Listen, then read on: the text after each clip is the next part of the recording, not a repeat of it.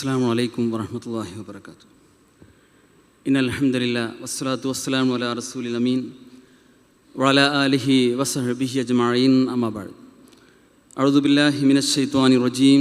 ബിസ്മില്ലാഹിർ റഹ്മാനിർ റഹീം. യാ അയ്യുഹല്ലദീന ആമനു തഖുല്ലാഹ ഹഖ്ക തുഖാതിഹി വലാ തമൂതുന്ന ഇല്ലാ വഅൻതും മുസ്ലിമൂൻ. പ്രിയപ്പെട്ട ISMൻ്റെ സഹപ്രവർത്തകരെ,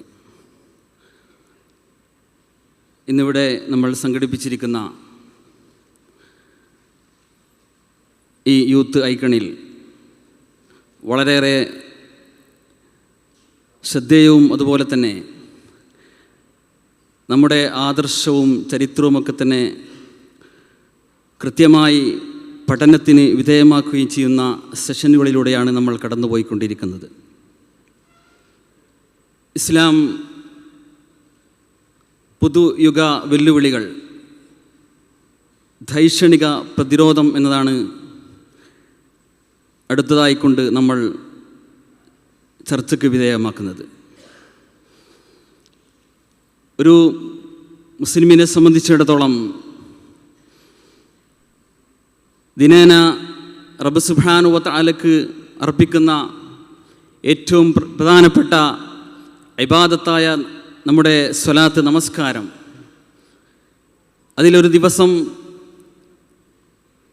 നിർബന്ധമായും നമ്മൾ പാരായണം ചെയ്തുകൊണ്ടിരിക്കുന്ന 17 തവണയായിക്കൊണ്ട് ഓതിക്കൊണ്ടിരിക്കുന്ന അതിൻ്റെ ആദ്യത്തിലുള്ള സൂറത്തുൽ ഫാത്തിഹ.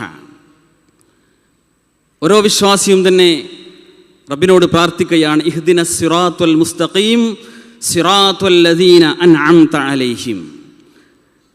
ആ സിറാത്തുൽ മുസ്തഖീം അത് എന്താണ് എന്ന് ആ ആയത്തിൻ്റെ തഫ്സീറിലും അതുപോലെ തന്നെ പൂർവികരായ സച്ചരിതർ, പ്രവാചകൻ സല്ലല്ലാഹു അലൈഹി വസല്ലമയും സഹാബത്തും എല്ലാം തന്നെ വളരെ കൃത്യമായിക്കൊണ്ട് നമുക്ക് പരിചയപ്പെടുത്തി തന്നതാണ്. അത് സിറാത്തുൽ ലദീന അൻഅംത അലൈഹിം, റഹ്മാനായ റബ്ബേ നീ അനുഗ്രഹിച്ച ആ സച്ചരിതർ, അവരുടെ ആ സിറാത്തുൽ മുസ്തഖീമിലൂടെ ഞങ്ങളെ വഴി നടത്തണമേ എന്നാണ്. അതുകൊണ്ട് തന്നെ ആ സിറാത്തുൽ മുസ്തഖീം നമ്മെ നയിക്കുന്നത് ജന്നാത്തുൽ ഫിർദൗസിലേക്കാണ്.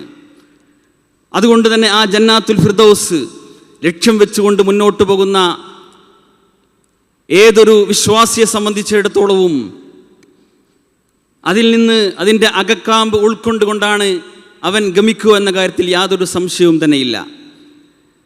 നമ്മൾ ഈ ആദർശ പ്രസ്ഥാനത്തിൽ പ്രവർത്തിച്ചു കൊണ്ടിരിക്കുന്നതും ആ സിറാത്തുൽ മുസ്തഖീമിൽ ഉൾപ്പെടണം എന്ന വലിയ ആഗ്രഹം ഉള്ളത് കൊണ്ടാണ്. അല്ലാഹു സുബ്ഹാനഹു വ തആല അതിന് നമുക്ക് തൗഫീഖ് നൽകുമാറാകട്ടെ. കേരളത്തിൻ്റെ ഇസ്ലാമിക പ്രബോധന ചരിത്രം പരിശോധിക്കുമ്പോൾ നമ്മുടെ പൂർവികർ നമ്മെ വഴി നടത്തിയത് ആ ഒരു സിറാത്തുൽ മുസ്തഖീമിലൂടെയാണ്. അതിനെ ഇകഴ്ത്താനും അതുപോലെ തന്നെ അതിനെ കരിതേച്ചു വാരി കാണിക്കാനുമൊക്കെ തന്നെ പല ആളുകളും ശ്രമിച്ചുകൊണ്ടിരിക്കുമ്പോൾ, പ്രത്യേകിച്ച് ഇസ്ലാമോ ഫോബിയ പടർത്താൻ വേണ്ടി, ഈ സിറാത്തുൽ മുസ്തഖീമിനെ വികലമായി ചിത്രീകരിക്കാൻ വേണ്ടി പല ആളുകളും ശ്രമിച്ചുകൊണ്ടിരിക്കുമ്പോൾ നമ്മൾ പ്രതിരോധം തീർക്കേണ്ടത് ധൈഷണികമായിക്കൊണ്ടാണ്, ചിന്താപരമായിക്കൊണ്ടാണ്, പ്രമാണബദ്ധമായിക്കൊണ്ടാണ്. നമ്മൾ ആലോചിച്ച് നോക്കൂ, ഈ അടുത്തുണ്ടായ ഒരു സംഭവത്തിൽ പോലും, അതായത് നമുക്കറിയാം, ഒരു ബസ്സിൽ വെച്ചുണ്ടായ ഒരു സംഭവം, ഒരു ചെറുപ്പക്കാരൻ ആത്മഹത്യ ചെയ്യാൻ ഇടവരുത്തുകയാണ്. അതിൽ പരാമർശിക്കപ്പെട്ട, അല്ലെങ്കിൽ അതിൽ കഥാപാത്രമായിരിക്കുന്ന റീച്ചിന് വേണ്ടി അവിടെ പലതും കാട്ടിക്കൂട്ടിയ ആ യുവതിയുടെ വിഷയത്തിൽ വരെ യുക്തിവാദികളും അതുപോലെ തന്നെ നാസ്തികരും രംഗത്തെത്തിയിരിക്കുന്നത് ഇസ്ലാമിനെ എതിർക്കാൻ വേണ്ടിയാണ്. നമുക്കറിയാം, അതിൽ ഇസ്ലാം ഒന്നുകൊണ്ടും പ്രതിയാകുന്നില്ല.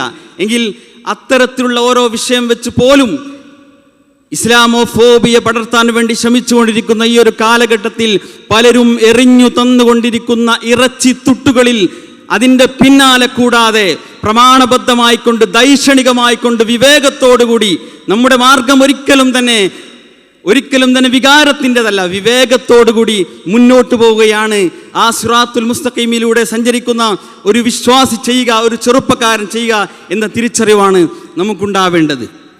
നമ്മുടെ പൂർവികർ നയിച്ചത് അങ്ങനെയാണ്.